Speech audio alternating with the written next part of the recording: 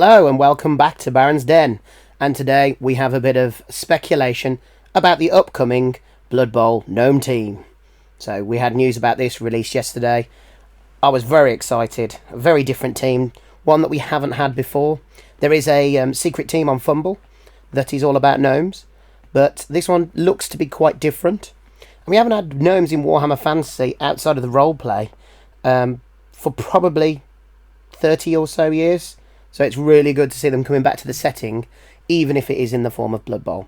So what today's video is all about is, I thought it'd be interesting to start having a think about what these players are going to be like, what skills they're going to have, what stats, because it could be some time before we find out, and it is always fun to speculate. So remember, this is a speculation video. None of this is based on any real leaks. Some information we can glean from the Warhammer community news article yesterday, but on the whole, this is just general musings. I've tried to get this out before I've read too much of anyone else's, so it's just fresh out of my mind. And let's see what we've got. Okay, so first of all, we know we're going to get some gnome linemen, and some of this information we already know. For example, we know that they're going to come with wrestle and jump up, which straight away, to me, felt very powerful if they are going to be similar to their halflings, which they indicated they have a bit of a rivalry with. We know they're going to be stunty. So from that, I think we can deduce that they're going to be having wrestle, jump up, and probably right stuff and stunting. Now, the skill that's missing here is dodge. And the reason I don't think they can start with dodge is a Blood Bowl piece with dodge and wrestle is incredibly difficult to put down. And having a team of linemen, I don't think there's another race in the entire game that starts off with linemen that have either blodge, which is block and dodge, or wrestle and dodge, because starting teams would find that, apart from dwarves, would find that very hard to put down. So I've decided, I think if they're having wrestle and jump up, I can't see them having dodge. However, the rest of the stats I've deduced from roughly what the halflings have. So that's movement 5, strength 2, ag 3+, passing 4+, and armor 7+. I've actually made them 5,000 more expensive than your halflings, probably because wrestle and jump up as opposed to dodge, maybe there's a tiny bit of an advantage there because it comes with 2 skills, although dodge is a very good skill. So I think you'll see that the cost of them is somewhere between 30 and 40. They have mentioned that they are low cost, which is another reason I don't think they can have dodge, because if you gave them dodge as well as all of that, you'd be looking at 40, 50, and then they're not low-cost linemen. I do think they'll have right stuff. They've got tree men on the team, so I think it would make sense to throw them. They do look small and stunty. There's not many stunty teams that don't have the throwing option. And then the other thing that might be up for debate is whether they get agility on a primary, or whether they get general on a primary. Traditionally, tier 3 teams get agility on a primary, but because they can get dodge very quickly this way, it will make them quite potent. That means that on my costing, they'd be 55k, and they'd have wrestle, dodge, jump up. So they'd be pretty effective. Yes, they've got low armor, they're not very strong, and they're quite slow. So there is some mitigation, but probably the 2 aspects of this that I'm least sure about is A, whether they'll have dodge, and B, what will be their primary access, whether it will be agility or general. So that's what I'm going for the gnome lineman. Then we have the gnome Beastmaster, a very fun looking model. It's a gnome Beastmaster with a large animal on the base, so you can either have the goose or the badger. For this one, I've gone with very similar stat lineup, but I took off wrestle and jump up because they mentioned they have guard. Now, I don't think they'll have wrestle and guard. I suppose you could argue that because there's a giant animal and they're holding a stick, that really wrestling isn't going to be something they'll be doing a lot of. And I've given the same idea for jump up. I don't think they'll have either wrestle or jump up. I've actually given them right stuff here, but they're probably not going to have right stuff either, because you're not going to pick up and throw a goose and a gnome at the same time, as fun as that would be. So actually, I think we can eliminate right stuff. I don't think they'll come with that. I think they might have general access as opposed to agility, because again, they don't look like an agile piece. Their stats are a bit different because I've given them 1 extra strength and 1 extra armor. I think if you're going to have two models on a base, it would suggest perhaps they might have a bit more about them than strength 2. But obviously that does make them a little bit more potent. It also means that guard's going to be more effective, because guard is great, but on a strength 2 player, opposition players are going to target that player, and they're going to be able to comfortably get a 2-die block on him with most teams. So that's why I think they might come with a bit of extra strength and a bit of extra armour to represent the extra bulk that they have, being 2 pieces. And as such, I've costed them a little bit more, because that guard and that strength 3 is going to be really helpful to the team.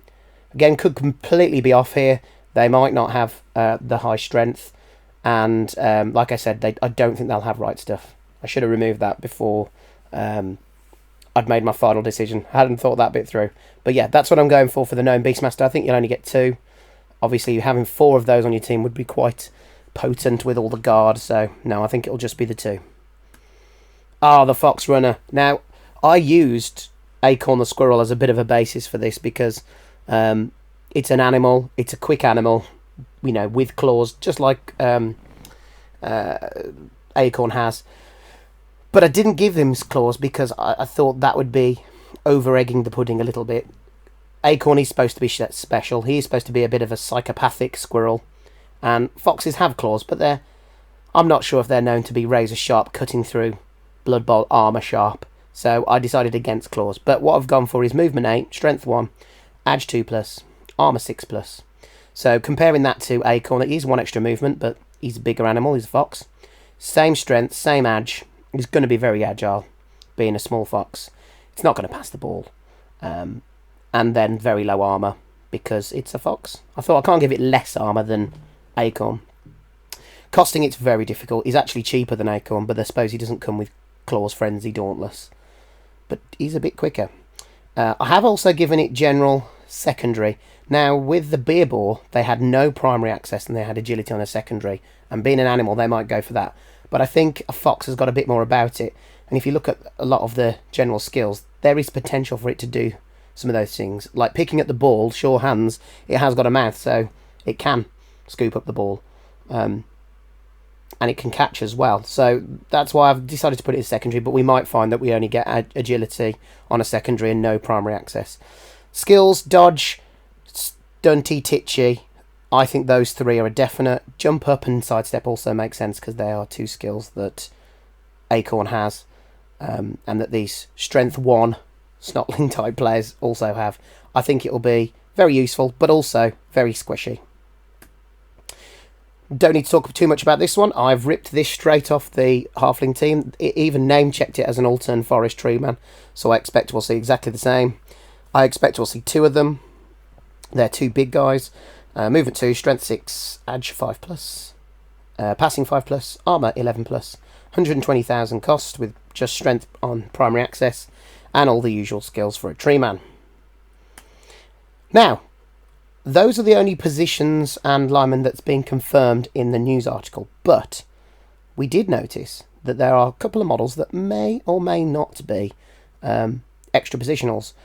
First of all, over on this side, we have what looks like a female gnome. I can't tell if this is supposed to be some sort of magical vapour or spell that they're casting, and it looks like they're holding a ball in one hand. So I thought maybe it could be illusionist. They did mention the word illusion with the gnomes, or it could be some sort of a thrower. And over here, this is probably a gnome lineman, if I'm honest. If someone was to make me put money on it, I would put money that this is just an alternate lineman. But because his foot is raised, I have flirted with the idea that this might be a kicker, which would be quite fun. So I thought I'd check out what these 2 positionals could be, but bear in mind there's a good chance these are just 2 alternate linemen. So first of all, a gnome illusionist. So 2 of those, movement 5, strength 2, edge 3+, passing 3+, and armour 7+. So that's essentially a gnome, but with better passing. The person's holding the ball. She's holding a ball, so she must be able to handle that ball. 70,000 cost, represented by the skills that you'll see, and the increased passing, and the fact that she would get passing on a primary access. Then the skills I've gone for. Well, I thought I'd combine the idea of a throw and illusionist. Pass, hypno gaze. Now this hypno gaze is to represent creating illusions and distracting the opposition. Obviously, it's not going to be as effective as the Vampire Hypnogaze because it's only Edge 3+, but that's probably a good thing. That should be not the method of strategy necessarily, but an option should you need it. Of course, there would be an argument to say that they might not need it if they can dodge guard into the cages. You might not need to take a corner of a cage off. But there are other uses to Hypnogaze, so I thought it'd be quite a fun way to add that in. And then obviously jump up, right stuff and stunty. So the only thing missing there would be wrestle, and they're gaining pass and Hypnogaze and a bit of extra passing, all for the bargain of 70,000. And then onto the gnome kicker. I reiterate, I don't think this will be a positional in the end, but I thought let's have a play anyway. So I've gone for a very straight, what we think will be a gnome lineup, or using the halfling stats as a basis. But taken one off the passing just because that tends to happen with other positionals. 60,000 cost, that's a bit of a stab in the dark, to be honest. Primary would just be agility, just like a regular gnome.